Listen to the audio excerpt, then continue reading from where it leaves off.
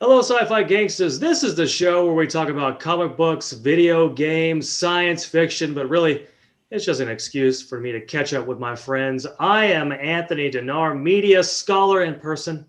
As you may have seen, we only have three people here today, which means one of our people, Jeremy, is not able to attend. He said, we're talking about female science fiction characters. He's like, I'm not in. I'm out. I Oh, I can't do thought it. he was doing that top secret mission in Kosovo. Is that Is what it that what is? it From was? what he told me, he says, "Look, Oh, there's already too many dames in science fiction, he didn't need too and many dames.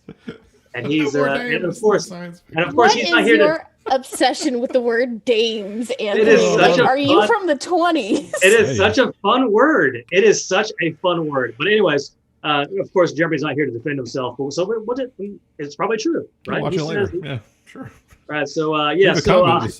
Leave a comment below. That is the topic that we're talking about here, the top female science fiction characters, right? And three white dudes on this topic is too many, probably Way too too many. many. Well, All right, it's so three too many. Yeah. Right, exactly. But yeah, so we have AcidTrain as well, who is a Twitch live streamer and bus driver as well. And then our special guest, a returning special guest, we have Lyndsey Shelton. Lyndsey, how you doing? I'm good. I'm good. Getting through the semester, watching the strangeness that is WandaVision. Are we talking about WandaVision? Is that what we're going to talk I about? saw the during this first segment? episode of WandaVision. You see the first I episode saw of the first WandaVision. episode. All right, so Lyndsey is enjoying WandaVision. I'm caught up on WandaVision so far. Although wasn't there one that was released today? I haven't seen that one. Yes, every Friday. Today starts to explain some things. Okay, good. Yeah, and I'll just say this one thing: it's just taking too long. It's taking too long to get to the point. Like I get you want to do the whole nostalgia thing. It's taking too long. Like That first episode, And I would not knowing what I know now without anybody's input. I would not watch another episode. That was too stupid. there's another one. There's another that one was just way like too that. stupid for me. and It was see, very that's why, like, bewitched. last time I was on here, that's when I said, like, this seems to be like it's a weird show. It's not necessarily good yet. It may get good, and it's a show that I think honestly will be better as a binge watch once we have all of those episodes, because you can see how weird it is, and weird. it takes so long to build up. It feels like a movie setup rather than a TV show. I was very I would happy argue- it was only 23 minutes long. I was really happy. So I would argue it's not weird enough. It's not What? it's not weird enough. It's too so the first and second episode are essentially just like nostalgia, like just doing an actual episode, and it needed to be weirder. Yes, it had those moments in there. I was like, okay, now this is cool. This is what I wanted to see when things start getting weird, right? Well, see, Yeah. yes and no. I would say if we're talking about thinking about it as episodes and stuff and trying to get it faster paced and you hooked on a season of something, it needs to dive into the deep end way faster than it is. Because to me at least, the structure is so much trying to think of like essentially breaking down a 3-hour show into a whole bunch of 30-minute episodes.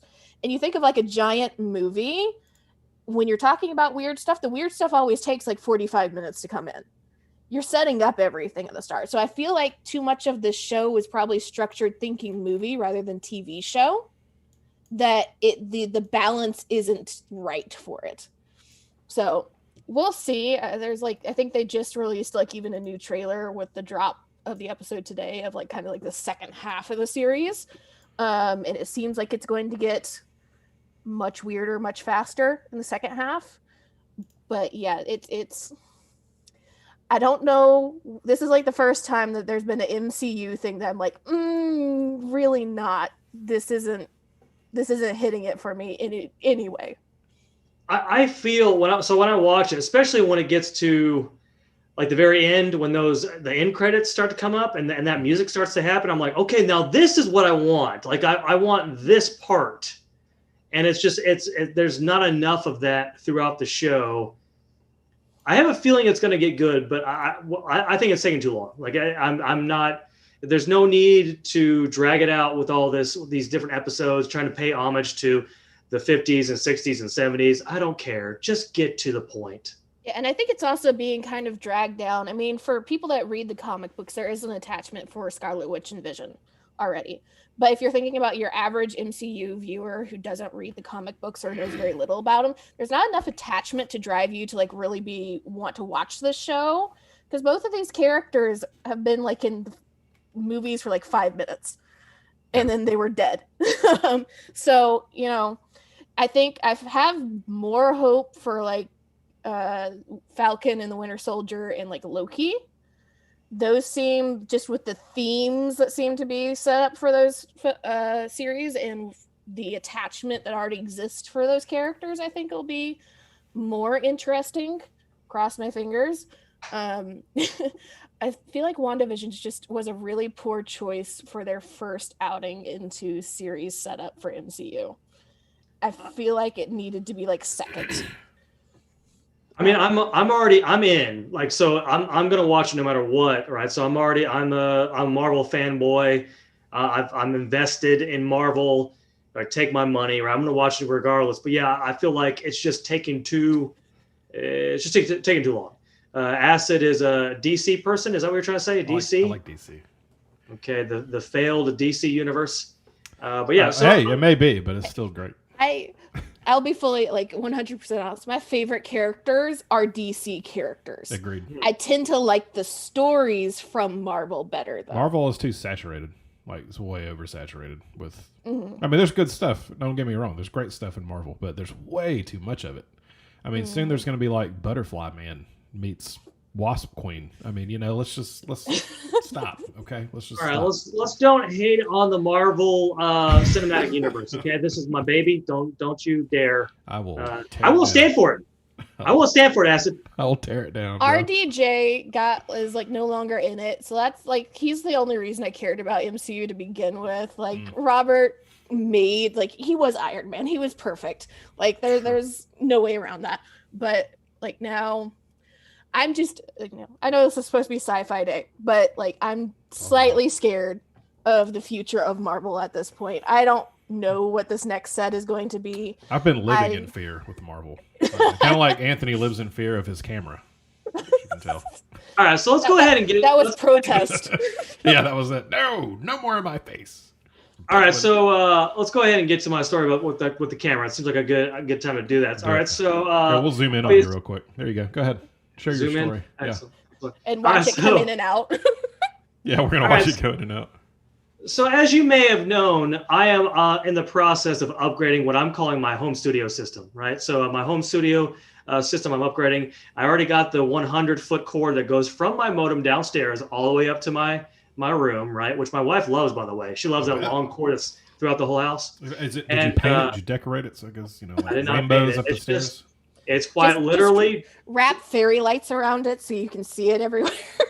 Yeah, put feathers. I am afraid that I'm either going to trip or my kids are going to trip going down the stairs. Great, that's exactly the feeling that you want. A very real possibility. So my internet connection has not been an issue since then, right? So I think my Wi-Fi kept going out, so that hasn't been an issue so far. So when I'm teaching classes, everything seems to be okay. So I also decided to get a new camera. That's the camera that I've been using the last 2 weeks. I'm not using it today. Right. So the issue with that camera was everything just seemed to be okay, except for it was just overexposed. It was just super bright. Acid, you can remember, I tried messing with all the settings. I could make it brighter, but for the very the very basic setting, I could decrease it all the way down to the lowest setting. It was way too bright. It was oversaturated.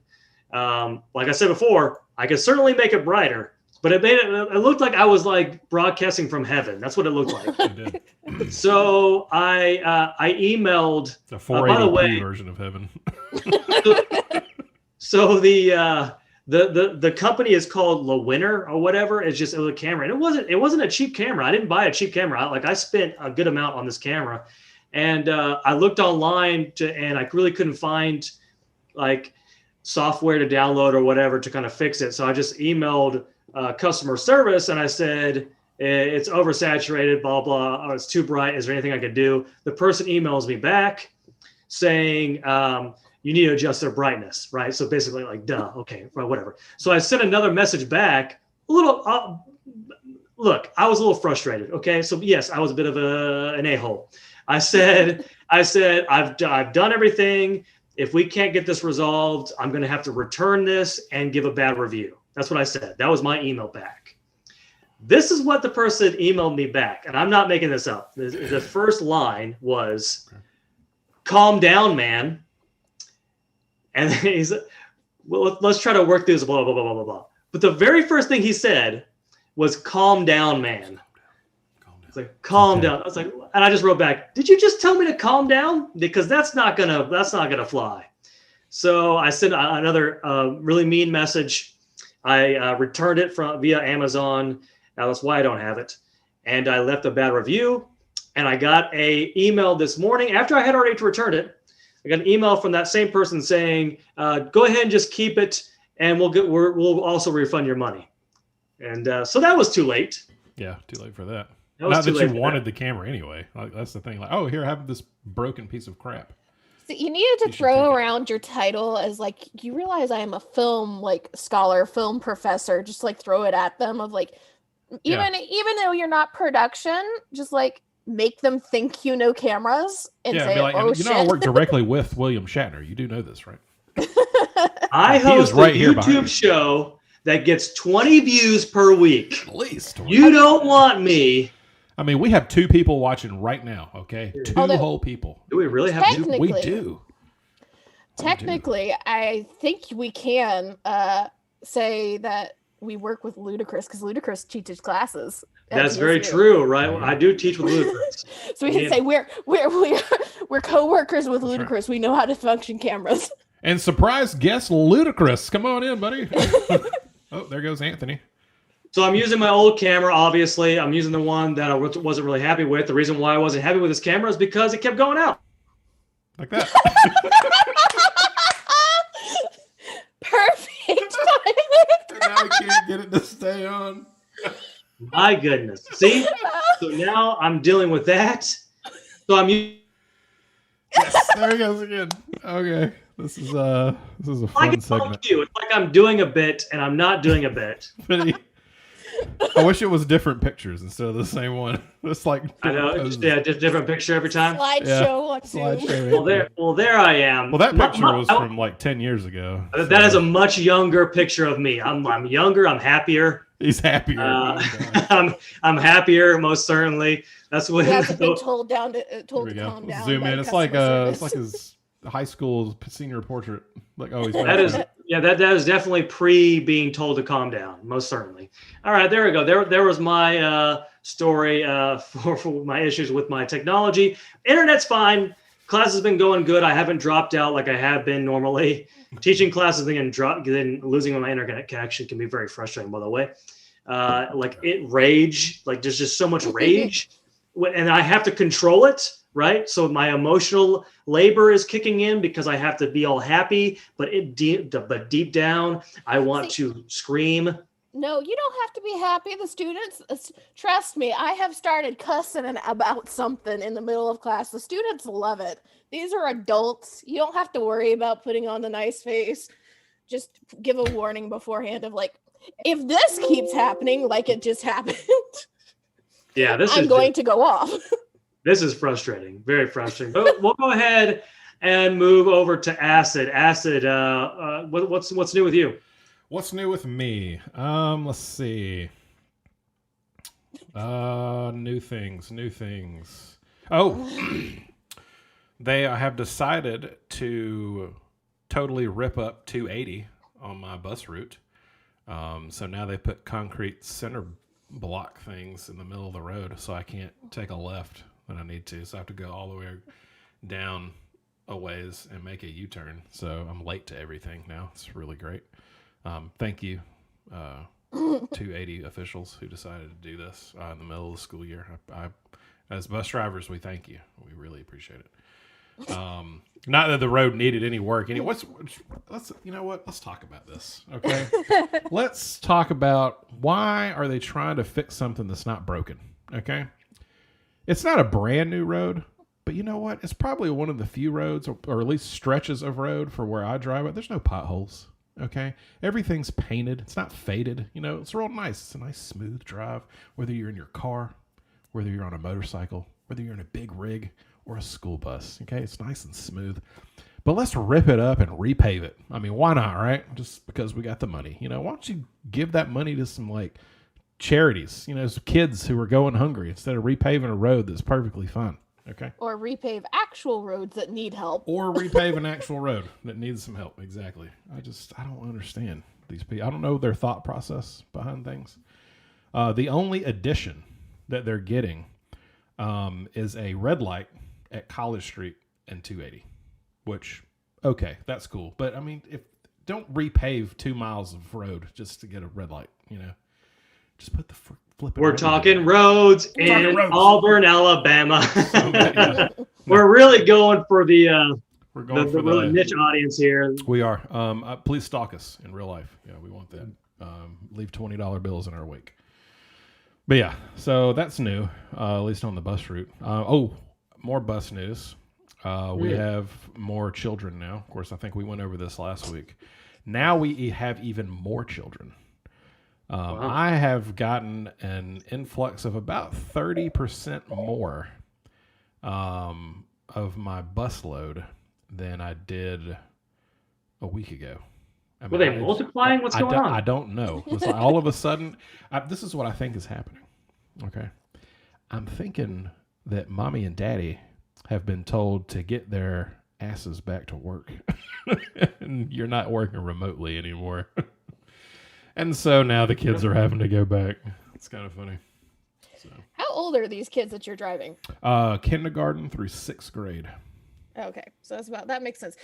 Because I have friends that have been complaining about parents going back to work and for teachers like working middle school and high school. Mm-hmm. And so the kids are having to come back to school. And I'm like, I was like left home alone when I was like in middle school and high school. So why all of a sudden are like we having to like ship the kids back to school and like they can't stay at home even though they're 15 years old? It is 2021. That no longer occurs anymore.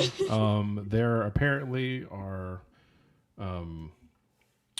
you know, all the bad people are around your house now. I don't know how that works, which is funny because everybody's got one of those Ring doorbells so they can just videotape them. I don't know. All I know is that my kids are going to school. There's no need to be in the house anymore. They're going to school, right? You're not going to go. You're not going to go. No, I'm not going. You're going to stay within your walls with no children, no wife there, and your PC, which camera does not work. That's fantastic. The camera doesn't work. The PC works well. Yeah. Internet works well. Yeah. The camera doesn't work. That's okay. Watch, as soon as he gets the camera fixed, it's gonna be like the mic that goes out. Just buy the, you know, just go for the 4K, man. Just, you know. So I have a camera on the way, and I have a mic on the way as well. Oh. So I'm going all in. Right, I'm going all in on this. Okay, can I ask what you purchased? I got I went to get the Logitech. I got a Logitech. Good. And then I don't remember what the mic was, but it looked cool. It looked cool. Nice. It's gonna be. It's got lights on it. Yes. A Logitech camera, and then 1080p, of course, right? Nobody wants to see you in 1080p. That's true. That's very true. About to zoom out. You know, Linda doesn't. My wife doesn't want to see me in 1080p. No. She actually has a screen that she puts in front of my face. That's like in 720, and it just puts it in front so she can't see me. But yeah, so there you go. Acid. Do you have anything else? Other than on the 12th, I get my second round of COVID vaccination. I guess that's big news. Well, congratulations. Oh, wow. They're actually giving it to like non-essential like doctor people in Alabama at this point? They're giving it to all the bus drivers and teachers now. I should be able to get one. I should be able to get one pretty soon for through Auburn University.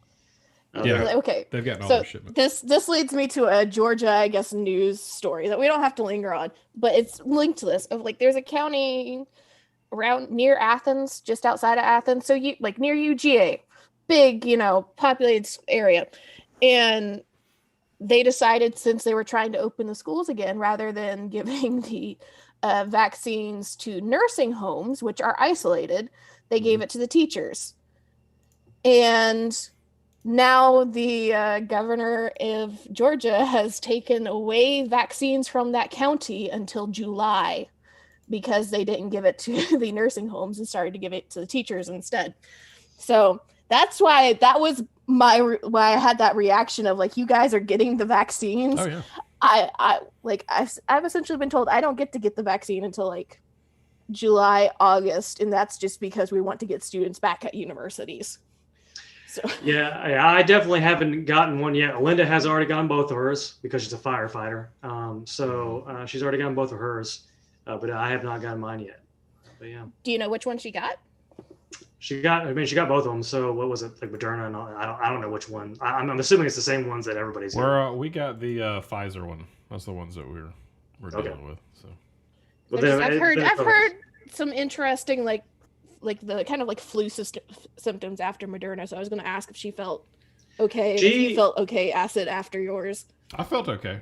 They said the second dose is the one that's going to hit you though. So yeah, but I took the afternoon off just to be safe.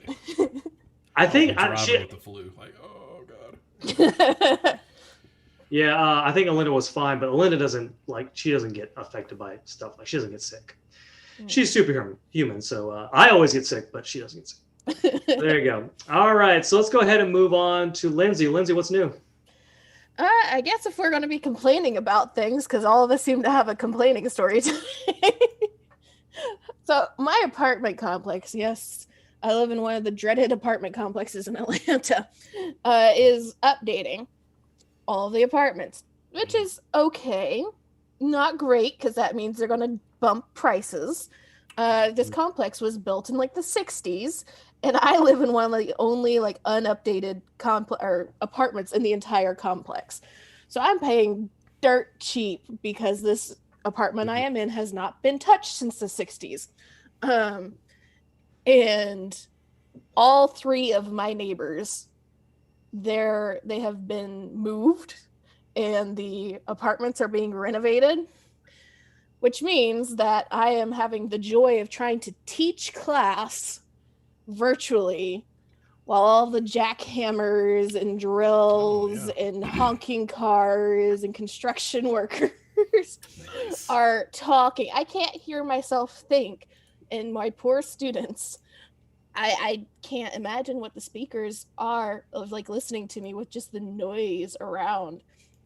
But that's been my life, that and just trying to avoid the craziness of Atlanta right now, because it comes and goes. I love Atlanta some days it's Atlanta.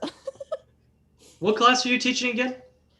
Indigenous media, so media made by and for Indigenous communities, which is going over fairly well. These poor students, because this is a senior seminar class, and I think a lot of them got dropped in my class because it was the only one that was left, because the other two senior seminar classes are music videos and Watchmen. Okay, and then there's me with Indigenous media. A lot of these poor children have not been in and yes, I do call my 20-something-year-old college students children. That's okay. They have not been in a studies style class since like their second year, and I'm over here like having to teach them history and gender studies and stuff to get to what we need to talk about. No, they're a whole bunch of production kids. So it's been a trip. They're surviving. They seem to be okay. I have a student that has decided he's going to wear a costume every day. That's fun. Nice. And I appreciate it. Of course, the issue is he comes in like 2 minutes late and I'm already talking and he pops on and I get distracted by looking at the costume. But yeah, it's going over well. What kind of costumes are we talking about? Like wizard costumes or? Well, he did Obito from Naruto. There you go. This week. Did Naruto run into the classroom? No, unfortunately. I think there's a couple others because I was laughing so hard when I saw the first one that are planning on hopping on with costumes on occasion. So I may end up one day. I don't know if either of you are ever on TikTok, but I am Oh, addicted yeah. to TikTok. I'm big on TikTok. I do the dab. I do the Charleston. I do it all. Like what I'm saying is I'm really hip. Charleston, the Yeah. TikTok Charleston. But there's a trend of pranking your teachers by everybody coordinating on the Zoom calls and doing things. And now I'm slightly paranoid that there's going to be a coordination of some sort. I hope not, because I'm just not going to be able to teach that day. I'm just going to be like laughing too hard and like, okay, we're done, which they will love, but we will see. All right. Well, there you go, Lyndsey. There teaching classes. Her students are in costumes, running around, being all distracted. Right. Excellent. Good to hear. All right. Let's Gotta go ahead. find entertainment these days. That's true. That's very true. Excellent. But yeah, so let's go ahead and move on to our topic for today, and that is the top 3 science fiction female characters of all time, or just characters that we like, right?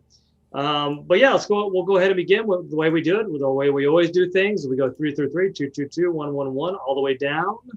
And I guess I will go ahead and begin with my number 3. But first, my honorable mentions, because that's very important. It's a way of cheating in a lot of ways.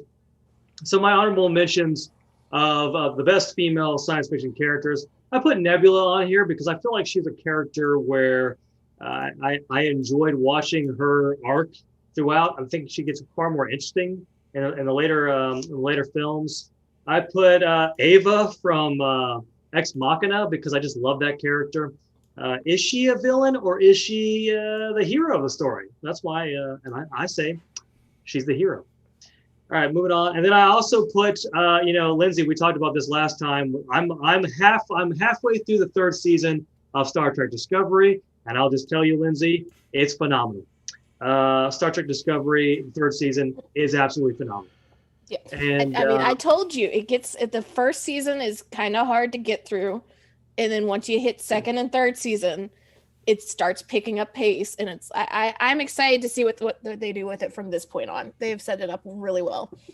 I talked about it a lot last episode, but basically just to kind of sum it up, I feel like they took everything that I hated about the first 2 seasons and they got rid of it, and they kept everything I liked.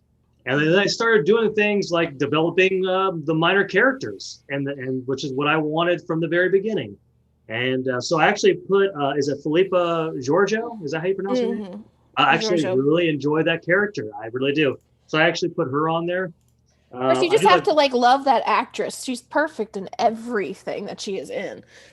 Yeah, she's great. I find she is a little bit of an archetype character, but I'm okay with it. And we'll kind of talk about that more when I get to my actual list.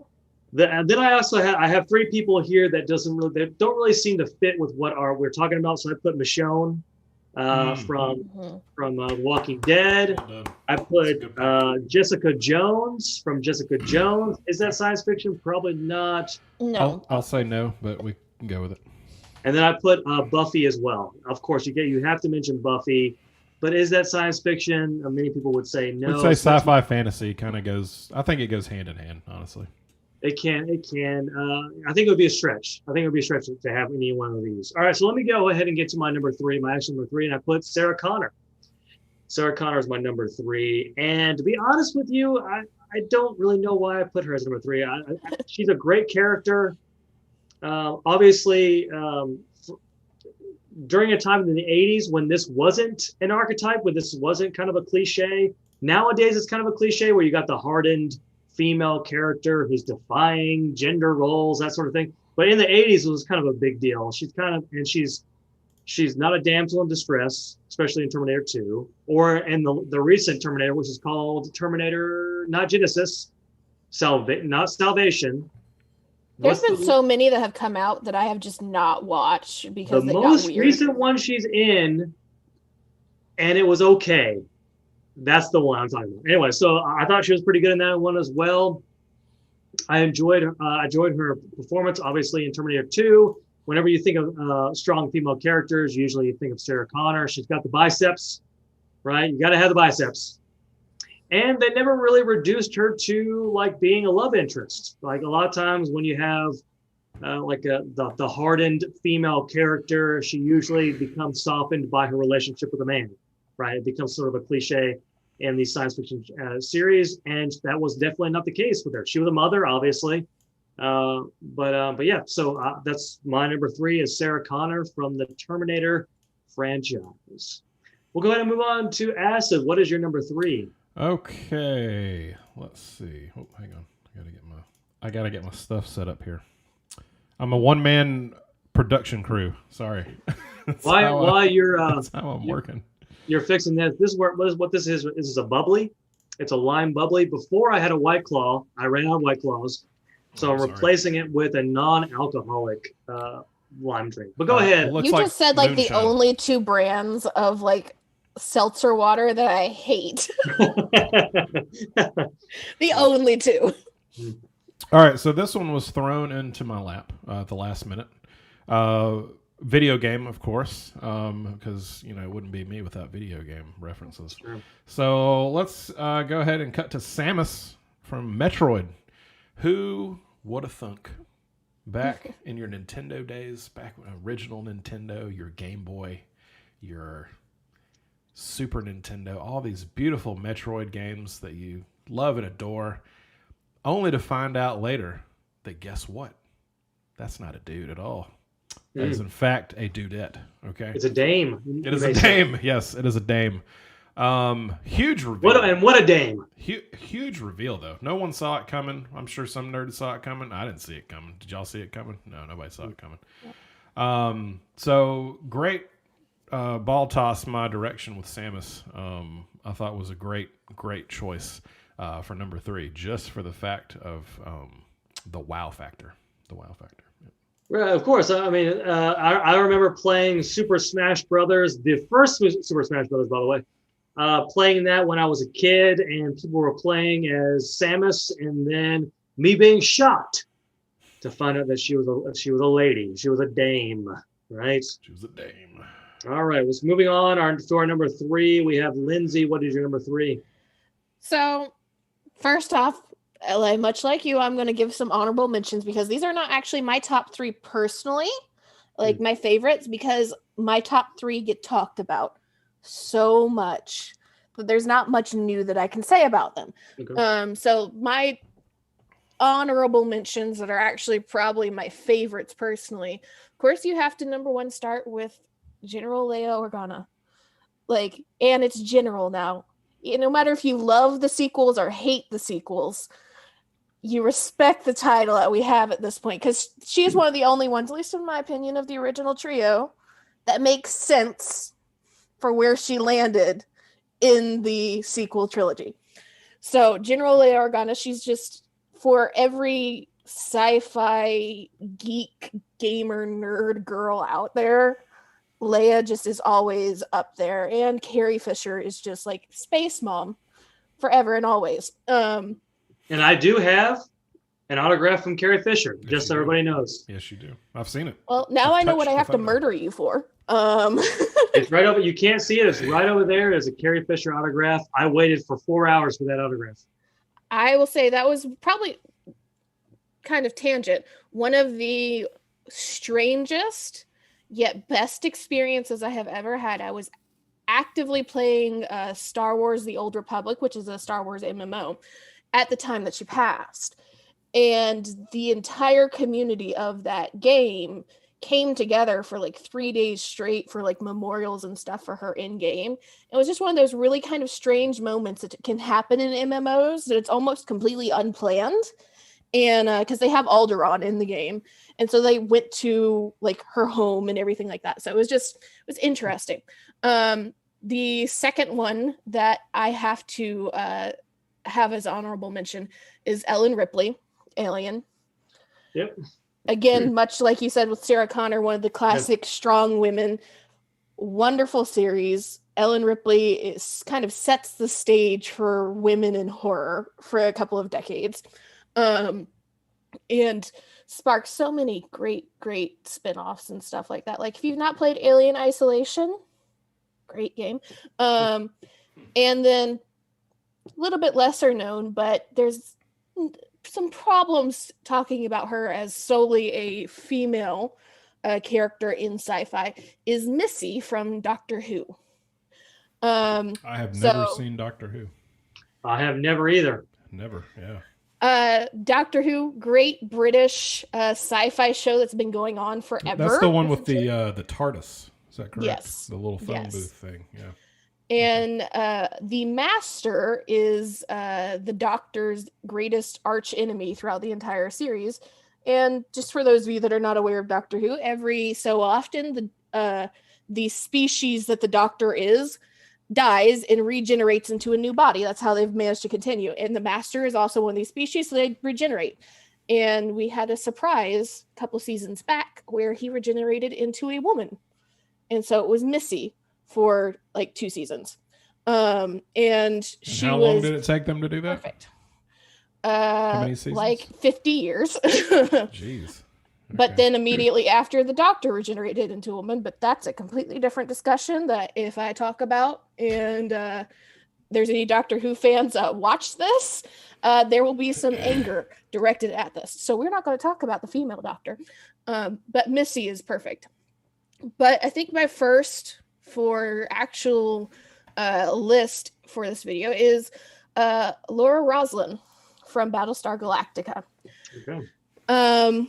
Personally, I was a fantasy child.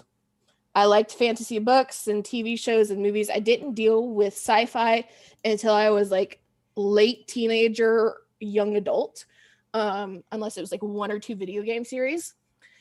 And the first sci-fi show that I watched that I fell in love with was Battlestar Galactica, the modern reboot. And it is partially because it is a very specific type of sci-fi. It's really kind of a military sci-fi, more so than anything else. And I had been used to watching Star Trek growing up. That was my exposure to sci-fi. And so it felt like Star Trek, but distinctly removed from Star Trek, which is what I needed to get into sci-fi. And also the show was really unique in that it's sci-fi that's also really focusing on exploring philosophy and religion. And me as a scholar working in film studies, trying to get a PhD in film studies, but also having a master's degree in religious studies. Like my dream book is to one day be able to just write an entire book about Battlestar Galactica, marrying my 2 degrees together. And Laura Roslin is kind of this really perfect example of a trope that you see quite often in sci-fi of the hard-nosed female politician. You think about a lot of different sci-fi shows and movies out there, your strong central politician is quite often female. So like kind of honorable mention for the trope is like Avasarala in The Expanse. And even with like Star Trek, you think of Star Trek for like the last 20 years, the admirals that you talk to, a lot of times they end up being a woman. And so I think it was speaking to a really kind of interesting trope that you see with sci-fi of like, we're trying to imagine futures, and a lot of sci-fi is like, well, we don't have a lot of women in politics right now and leadership in the military, so maybe in the future we will see more. And so at least I think that's kind of why it's such a trend. But Battlestar Galactica is one of the only ones that has a female politician as a central character. Not your side, like throwaway, only there for an episode or 2, but you're actually following her. She's essentially one of like the 3 main characters for the entire series. So Laura Roslin just spoke to me when I was younger. She was part of the reason why I got into sci-fi, on top of Battlestar Galactica just being an amazing series. If you've not watched it, I suggest it. It's all out. It's a fairly short series altogether. And so that's why she had to be on the list for me to talk about. Yeah, so I was really into Battlestar Galactica at one point. This is a long time ago, almost 10 years, right? When that series came out. I think it was coming out like 2004, 2005 ish. Yeah, I got really into it. Me and my wife watched it together. I was really into it. I actually have Edward James Olmos autograph right over there. So stop telling me about the autographs you have. I got all these autographs. Steal them right? one I day. got Carrie Fisher. I got Edward James Olmos over there as well.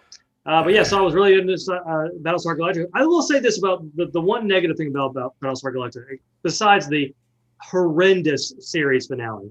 And I'll say like the last like couple of episodes were really rough, but like everything up until like that last season. No, I mean like it's one of the best written sci-fi shows ever. Like just and I loved it. I did feel like it got too much. Like it got too dark for me. Like it needed some levity, and you never got it. Especially when it get like to later seasons where all like the mutiny happens, and then like it's just like, can't we just have a happy episode for one? But anyways, that's my opinion on Battlestar Galactica. Acid, have you seen Battlestar Galactica? I've not seen Battlestar Galactica. It's very good. It's very good. I've heard many references to Battlestar Galactica. If you like sci-fi and if you like military stuff at all, like military shows, I mean, it doesn't lean in it too heavily. But it's just a really good combination of sci-fi and like military war type stuff. And then of course if you like kind of like The Good Place and like moralistic discussions and things like that, it's just I don't feel like there's any other show that really matches up to Battlestar Galactica with the mix that it's trying to have, whether or not it does it successfully all the time. Yeah, there's a lot of political intrigue to Battlestar Galactica. Yeah, definitely worth, definitely one of the best sci-fi series ever. All right, let's go ahead and move on to number 2. I'll do my number 2, and of course, this is the second time that I've mentioned this character. She made one of my lists before, and that was the most underrated science fiction characters, and this is Aaron Soon from Farscape. Probably one of my favorite characters of all time. Now, the word of the day today is trope, right? But she really has become the hardened, like the trope of the hardened female character who's all about duty. She's a killer. She's stronger than her male counterparts. Then she finds a man. She softens. She finds a family, right? She's a loser, right? So I mean, I'm not the first one to mention this, but obviously. Guardians of the Galaxy is essentially a rip-off of Farscape in many ways, right? So, and Aaron Soon is the Gamora of Farscape, right? She was once a peacekeeper. Of course, the peacekeepers were a warrior Terran race. She was a killer, and then she meets John Crichton, which is essentially Star-Lord, same character, almost the exact same character in every way. She meets John Crichton and a bunch of misfits, right? Just like Guardians of the Galaxy, including the ship Moya, which I named my dog after. I had a dog named Moya. And she becomes softened and she finally falls in love, although there's some ups and downs. She falls in love with the clone and then she's hardened back again and then she falls in love again. But that I will say this about Farscape, as much as I love Farscape, there is a special place in my heart for Farscape. It really goes from here to here fast. Like it's almost immediately. It goes from great, probably second season, third season, it's good, and then fourth season it's garbage. It's absolute garbage. And then they have a film, like a short film that's very good after that. But yeah, so Aaron Soon, most certainly. If you're not familiar with the actress, her name is Claudia Black. She voices almost every female video game character. So she was in what's the one where you're climbing things all the time? What's it called? Like half the RPGs out there. Nathan was it Nathan Drake? Uncharted, yeah. She was one of the characters in Uncharted. She's the brown-haired one. Okay. But yeah, that was my number 2. All right, excellent. Now let's go ahead and move on to Acid. What is your number 2? All right, number 2. This one was easy for me. And it kind of goes back to what Lyndsey was talking about. It's like, is it a male, female? Of course, with the whole Doctor Who reference. This one, Star Trek, of course. I mean, that's about the only sci-fi I watch or have watched. If I can pull up this picture here. It was Dax, more specifically Jadzia Dax from Deep Space Nine. Great, strong character, female character. And just the Star Trek universe in general. I was a really big fan of the Trills anyway. I first got introduced to the Trills in the Next Generation episode where Dr. Crusher and the Trill, I can't remember his name, were in love, and he ends up, getting in the shuttle accident. They end up having to switch the bodies there at the very end, and it was a female at the end, but the Trill still had that strong love connection to Dr. Crusher, and it's just like, this is so weird. What do you do in this situation? But as far as Deep Space Nine and Jadzia go, she was so well rounded. Of course, the symbiote being the main, character in her. She added her little piece to the. What would you call the symbiote? Just it, I guess. I don't know, because it changes so many times throughout their lifetime. Them, yeah, I guess. And then, she was very Ferengi fluent. I had to deal with the Ferengi. I thought that was really cool about her character. Very Klingon, of course. At the closer towards the closure of Deep Space Nine, her and Worf got together. But it's just I really enjoyed her character, which is why she was a strong number 2 for me. Yeah, she's definitely a fun character. I remember when I was a kid watching the show, I wasn't crazy about her for whatever reason, but when I went back and rewatched it later, I definitely appreciated the character a lot more. She's fun, right? She's great. The way they kill her off is kind of terrible. Like, and most people mention this. Yeah. She wanted to go to Becker, right? That's what she wanted. She wanted to play in the very short-run Becker. She couldn't have lasted just one more season. Just one more season. One more season. That's all it would have taken. Whatever. But yeah, whatever. Definitely. If you like Trill, the Trill pop up in Star Trek Discovery with a character that I like. Okay. I haven't gotten season 3. Yeah, I like her. I'm on episode 2 right now. Season 1. I got a while. Just struggle through the first season, and then it's good. You'll get into it. There's guy I don't remember his name now because I've only seen 2 episodes. It's the extremely pale white guy, the smart. You know what I'm talking about? He was also in Rent. If you ever saw Rent, I can't remember his name. Yeah, it's Anthony. You're talking about Anthony Rapp. Yeah. Great actor, by the way. Anthony Rapp was also, fun fact, trivia, he was also the person who got Spacey in trouble. He was the kid that Spacey molested. Oh, yeah. Oh. So, yeah. What? Yeah, small world. So Anthony Rapp was the one that told the story about when he was a kid and Spacey was being inappropriate with him. So Anthony Rapp Me Too to Spacey. The character that he plays is probably one of my favorite characters off of Discovery, because he's your stereotypical like massive ego, semi-asshole scientist, but he gets involved in a lot of plot lines and side things that are really, really interesting, at least to me. But I just love him as an actor. He's so great in everything. I also like Anthony Rapp because he's a frequent guest on my favorite podcast, which is Never Not Funny. We're not going to get into it, but he's frequently on there. So is Doug Jones on that, and Tigna Varro is also on that podcast a lot. But anyways, moving on to Acid. Did you have anything added? No, that was it. Yeah, Dax, number 2. Yeah. Dax, number 2. Lyndsey, what's your number 2? So my number 2 is shaking the series up a little bit by going into books. The little bricks that have paper inside them that we're forgetting how to use. I don't know. I don't know how to use those. So there's a trilogy of books called the Wayfarer series by Becky Chambers. And I say kind of because they're all set in the same universe and they have like tie-in characters between them, but they're essentially separate storylines. And there is a character that's in 2 of the books, and sometimes we have to ask whether or not it's the same character. And it's Lovelace /Lovey/Sidra.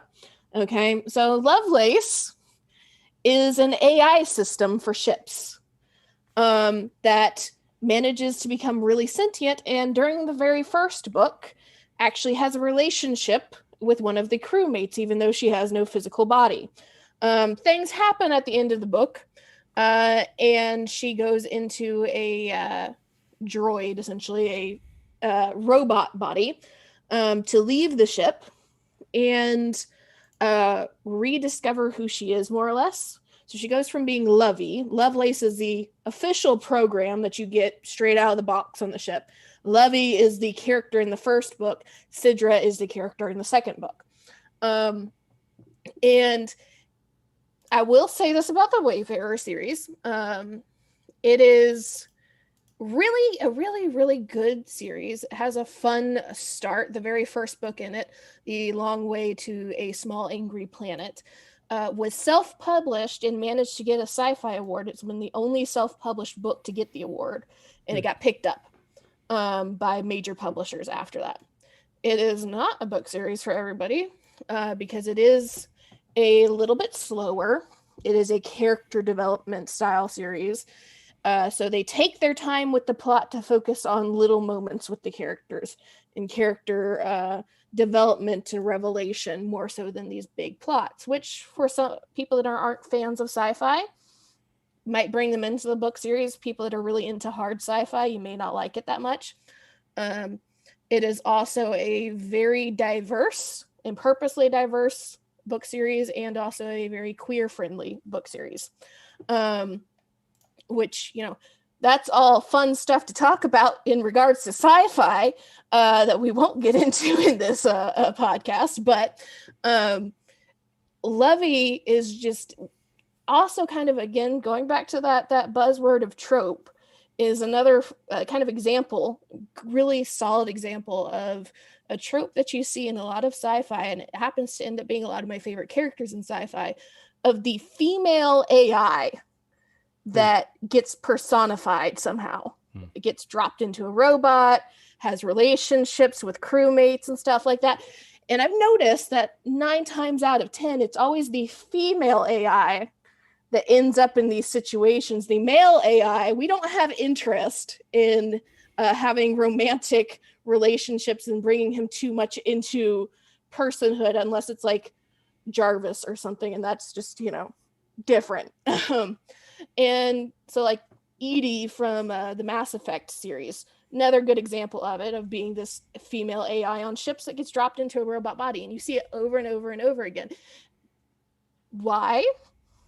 I'm sure part of it is some issues about imagining the perfect woman, Cortana, being able to create them.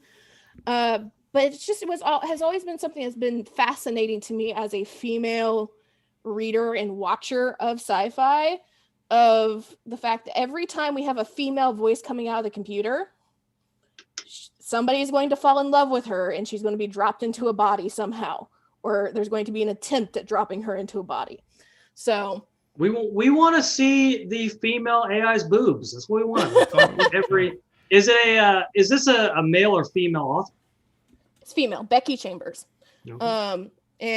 So it's like I said, it's very purposely diverse. So like even the humans in this book series, essentially it's an imagining of humans leaving Earth in generation ships and eventually meeting aliens. But because you've been trapped in generation ships for hundreds and hundreds of years, there's not really race anymore. Everybody's mixed. So essentially all humans besides humans that are from Earth and from like the Mars colony are described as being of mixed ethnicity of some sort. So you can always tell the Earthers are the Mars people because they're really, really pale and they're all white. Everybody else is copper skinned and dark haired. And there's a lot of exploration in this series about even potential futures of genetic things with children. So there's a character whose mom specifically chose not to genetically alter her child, so he has dwarfism. And people get really freaked out by him because there's no longer really dwarfism, because everybody gets to genetically alter their children before they're born. So there's a lot of interesting sci-fi things that get brought up they don't always get deep dived into in this series, because like I said, character driven series, but they get dropped. So I like this series as an intro for people that don't do sci-fi very often, because you can find things of like, that's really interesting. Let me find more sci-fi that talks about this like little kernel. So great book if you ever have the opportunity, if you know how to function in an actual book, or if you have the opportunity to like listen to an audiobook or something like that. All right, sounds good. I'm all in. Is what I'm trying to say. Is I want a book where I get to picture an AI naked. That's all I ever wanted in a science fiction book. So I'm on board with that. But yeah, great. All right, so let's go ahead and we move won't on get into to Anthony's Siri fetish. We won't get into yeah, we won't get into that. We would definitely won't get into that. All right, so we'll go ahead and move on to our number one. And for me, this was pretty simple for me. It's 7 of 9, right? So 7 of 9 from Voyager. And yes, she was overly sexualized. And yes, in Voyager, the writers often focused primarily on her and neglected everybody else. As soon as she came on board, they neglected all the other characters. They were overly obsessed with her. But I always found her character to be so interesting in terms of her clear story arc from being a former Borg, no individuality, to developing into this individual character, right? And her relationship with the crew and everything as she moved along. And many of the best episodes from Voyager were about 7 of 9, or the Doctor, but mostly 7 of 9 was where you got the best episodes in Star Trek Voyager. Her relationship with Janeway was very fun too, almost like a mother-daughter thing, although in real life they hated each other, or at least the actress who played Catherine Janeway hated Seven for reasons that make sense, right? Yeah, so I do we talk about Picard on this podcast, or do we ignore that? we'll ignore Picard. No. Actually, she is the one person that I liked in Picard. I really do. The more I think about that show, the more I hate it, and it has everything to do with the fact that they ruined my favorite character of all time, of any show, and of anything. Captain Jean-Luc Picard was my favorite character. I have his autograph right over there, right, and I have his autograph right there, and I have a picture with him right there, right. So I love the character, and I feel like they really ruined him, almost like a Luke Skywalker kind of a ruin, right? They really. I have to know. I haven't seen any of the Picard. Okay, so how did they explain how Data got fat and old? How did they explain that? Well, they have CGI. But come on, I mean, look at him. I mean, from when you look at him, the 1990s. We can't tell you a lot without spoiling Picard. Well, they. I mean, it was like, all right, guys. They do have Data on there, but it's real. It's heavy makeup and CGI. Like they do the de-aging thing on him, and he looks weird. And very carefully cut, so that you're essentially looking at his face 90% of the time. Yeah, because he has that very apparent beer belly on him, you know. But by the way, I thought I was retired. I thought I wasn't coming back to this. I thought we were done. You're talking about Brent Spiner, by the way, and I do have his autograph as well. I know you do. All right, so, but yeah, so the one character I do like in Picard is Seven. I like what they did with Seven. I think that it was an interesting decision they made where she's not part of Starfleet. She's kind of doing her own thing. She's kind of going rogue, where she's just trying to rescue former Borg, and she's kind of on her own thing, whatever. So I definitely enjoy what they did with Seven, and to be honest, and I've said this before, that I actually would have preferred if they would have just got rid of Picard and just had Seven run it. Like Seven would be the leader of this new crew, and just forget Picard. Don't even try this anymore. Don't bring him back in. Have Seven be the new leader of this crew. That they should have just killed him off in Picard, and I would have been happy without doing the really stupid thing they did at the end. Yeah, I really hated it. It doesn't make any sense. I don't have the visceral hatred for Picard, but I do think the ending of it was stupid. And I'm sad to say this because, like, I love Sir Patrick Stewart. He is, like, one of my all-time favorite actors ever. And so, like, I want to see him in more stuff. But I feel like Picard, because it's Jean-Luc, gets so much bad rap because of it. I think like a lot of these characters would have been really interesting. This like little group that they have together has potential if they weren't being overshadowed by Picard. I agree, and they do some fan service that just doesn't. I'm not a fan. I wasn't a fan of how they brought Riker in the fold. I didn't feel like they did it well. It just, yeah, I wasn't crazy about much. And the only thing that I actually enjoyed about Picard was Seven of Nine's character, and she only is in a couple episodes. She's not in a lot of episodes, and she comes back randomly, and you're like, okay, here we go. This is fun.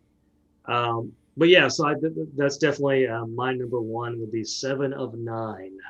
Interesting. Acid, what's your number one? Number one, I went with the. I had to go with the sci-fi fantasy genre because again, I play video games, guys. I play video games. There are sci-fi video games. Excuse you. I know, but I'm just saying, like, I don't watch all these awesome shows that you watch, like Picard, one of Anthony's favorite shows. All right, hang on. Let me grab number one here. Discovery is good. Picard I believe you. is bad. All right. So, and actually, Anthony, you mentioned this one as one of your honorable mentions. So the number one for me, and this one hit home because she is just a badass. Okay, let's just be honest. It's Buffy the Vampire Slayer. Okay, you went with Buffy. Yeah, I'm going with Buffy as my number one because Buffy is awesome. Okay, I loved every episode of Buffy the Vampire Slayer, all of them, every single one of them. I did not hate one of them. Okay, it just goes to show that in what 90s, early 90s, mid, I don't know, whenever that was, it just showed so much with that character and how strong she was and how looked up by her peers that she was, and then it just took off. And, I really, really enjoyed it. Of course, she looked really good, but we're not going to talk about that. Very much. She was just one of those dames that you just love to see, We are really making us look bad. I'm talking about how I want to see naked robots. You want to see AI boobies? And then you're talking about Buffy. I see why I have been brought in. I have been brought in to legitimize this horrible behavior. It's necessary. We're just perpetuating the stereotype of the thirsty nerds. Yeah, terrible people. But please, Acid, please keep going about your fantasies. But yeah, sure. And honestly, she was my number one just because, and I did not grow up with this. I did not watch Buffy until later in life. But it brought back a strange nostalgia for me. I don't know. I guess maybe just because I watched so many commercials about Buffy. I don't know. I don't know. But it just, and I binge watched it. Lyndsey mentioned binge watching the weird WandaVision. Yeah, WandaVision. Yeah, I just and I binge watched all of Buffy when it was on Netflix, like 5-6 years ago, whenever it was. Twice actually, I went through it twice because I liked it. Did you also watch Angel? I did watch Angel. Yes, I did watch Angel. I enjoyed Angel too. It's one of the few shows that had like a spinoff that was so worth it. It was. I thought they did a very good job with it. I questioned the fact that they brought in. I can't. It's been so long now since I've seen who was the airhead girl that was in Buffy that they brought over to Angel, the dark-haired girl. Claudia? Is her name Claudia? No, it was the other one. Cordelia. Yes, Cordelia. Yeah. I questioned it. I questioned it for about an episode, and then after that, I was like, okay, she's fine. She's okay. But yeah, Angel was really good too. I didn't mind Spike. He was kind of one of my favorite little villainy, hero-y kind of guy. He made me smile. I think everybody likes Spike. I like Spike. This is where I get to be like the thirsty nerd girl. Growing up with Buffy, Spike was like everything. He was the Billy Idol of ignoring the weird, like, so Buffy for me, having grown up watching it, is one of those shows that you like go back to with like adult like hindsight, is like there's some things that's not great here that kind of creeps me out a little bit now, but like as a young nerd girl, Spike was just so good. Yeah. And I enjoyed, Angelus's character as well. Even from the get-go in Buffy. He was that dark, mysterious guy, very Twilightish, even though I hated Twilight, but it was that kind of vibe, but it worked for him. I mean, Twilight was fan fiction of Buffy, so yeah, Twilight should have never happened. Let's just, should never have happened. Well, there you go. Buffy the Vampire Slayer. Lyndsey's embarrassing us all by just talking about how much she likes Spike. Just calm down, okay, Lyndsey? All right, we're all adults here. Excuse me, Mister. I want to see the boobs of the robot. All right, Lyndsey, what's your number one? My number one is going to be another semi-controversial one for some people, is Ahsoka Tano. So Ahsoka Tano, originating, of course, from the Clone Wars, Star Wars series, there is a lot of legitimate hate for her at the start. Because she was introduced first in a movie and then going into the, I think it's 6 or 7 seasons of the Clone Wars. And she was legitimately one of the most annoying characters at the start. Of course, there's a reason for that. Number one, she's like a 15-year-old, 14, 15-year-old. And number two, she was supposed to kind of highlight immaturity because the entire Star Wars series is all about the fucking Skywalkers, the character development of Anakin into being a little more adult and needing to be older, which, for those people that weren't aware, at the start of the Clone Wars series, she is 15, Anakin is only 19.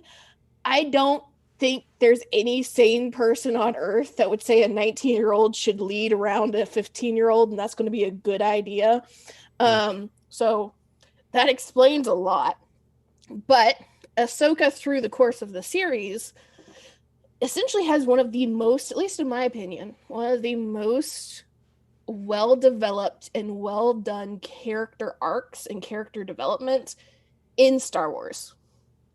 And not thinking about all of the books and legends stuff, because they developed, of course, the original trio and their side characters and stuff really, really well in all of the books and comic books that came out after the original trilogy. But apparently now we're supposed to forget that happened. But Ahsoka, because it's a side effect of it being a TV show, you can always develop characters a lot better in a TV show than you can over the course of a couple of movies.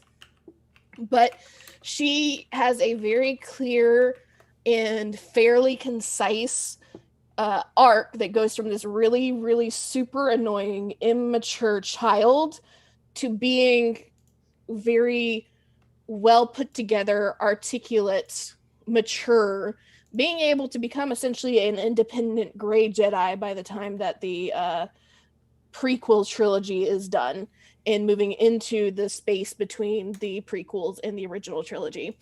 And she's just wonderful. I am terrified to see what they are going to do with her with the series that they are about to write for her.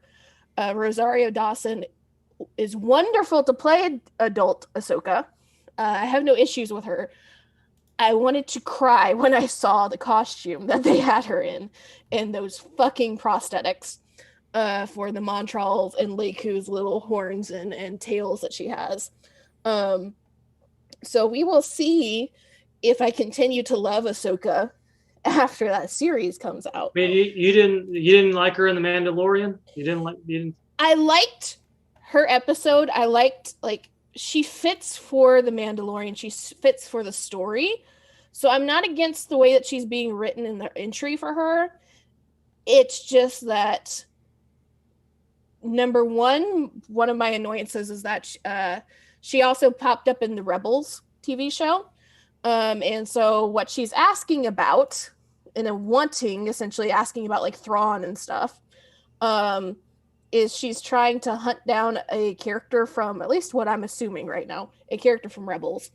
So it's, again, kind of tying her as a sub-character to another male Jedi, where she should be able to stand alone, number one. And number two, just I'm one of the Star Wars people that gets a little too nitpicky about appearances and stuff. And essentially, the costume ruined it for me. Mm-hmm. Because the headpiece that they had her in is essentially exactly the same as the appearance Ahsoka had at the very start when she was first introduced. So it's like what a 15-year-old is supposed to look like on a like 30, 40-year-old's body. Where if you like look at like pictures of like Shock T that was in the prequel trilogy, that's what she's supposed to look like at this point, with like massive horns and like Leiku down to her knees. That's what an adult looks like. So it's just it broke my heart a little bit. And I don't want her to be shackled to this storyline that they seem to be putting her in. Thrawn, be amazing to introduce. I would be so excited to see Thrawn. And Thrawn as a enemy for her, wonderful. People that don't know all about the legends and stuff in Star Wars don't know who Thrawn is, and that's very sad. But we will see. Of course, this is also partially because I hate Disney. Every time that I come on this podcast, I'm going to have to say that. I hate Disney. And so I always am suspicious of everything that they do because I don't trust them to do anybody right. I expect them to do everybody dirty. I need to fix your little Disney hater logo with your face. And of course, I solidly blame them for the rise of Skywalker. I blame them for the rise of Skywalker. The views expressed by Lyndsey do not reflect this show. We love Disney here. And of course, Thrawn. I love. They do people so wrong. And of course, I loved the movie Thrawn. I really enjoy it with the motorcycles. Yeah, great and movie. everything. Yeah. Are you guys like not really deep into Star Wars? Am I just like talking to a wall with you two? No. Jeremy, obviously, Jeremy is the Star Wars person. Jeremy's not here, and of course, we know Jeremy's stance when it comes to the upcoming show that you are mentioning, and that is he said he's not in, right? It's featuring a female character, so he's not. He says too many dames. And he posts on Reddit frequently about this, where there's too many women in Star Wars. So that would be Jeremy's stance on that upcoming series. Of course, he's not here to defend himself so that's fine. That's just the way it is. All right, there's your number one. We all did our number ones, right? What's your number one? Give us your list. That is such a like stalker psychopath look that you just gave the camera. What are you talking about?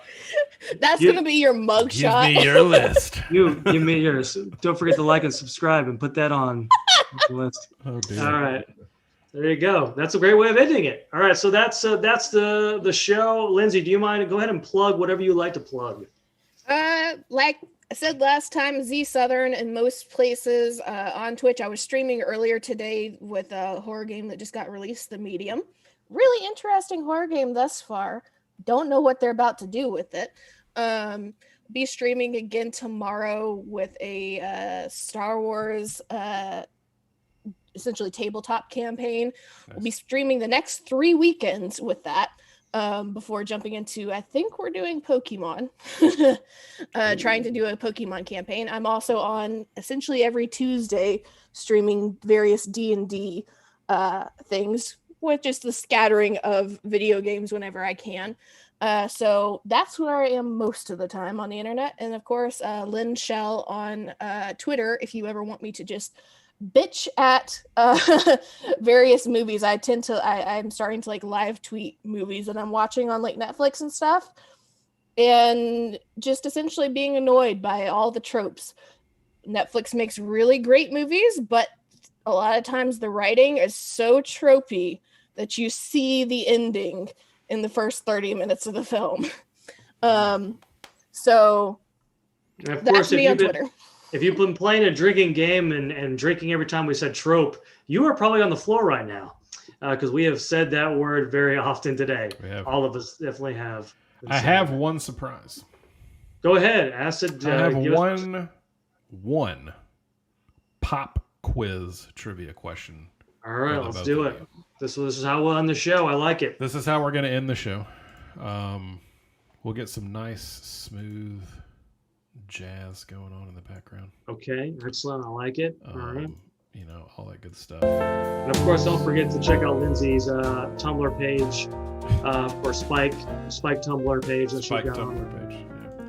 Yeah. I had a Tumblr once upon a time. We do not need to talk about that. Okay, all right. Well, that's this good. is Star Wars related. Okay, I will do poorly. One question for all Okay. the marbles. And by all the Thrawn. marbles, I mean whatever amount is in Anthony's wallet. Which toy brand has entered the Star Wars universe by producing several short films and television specials?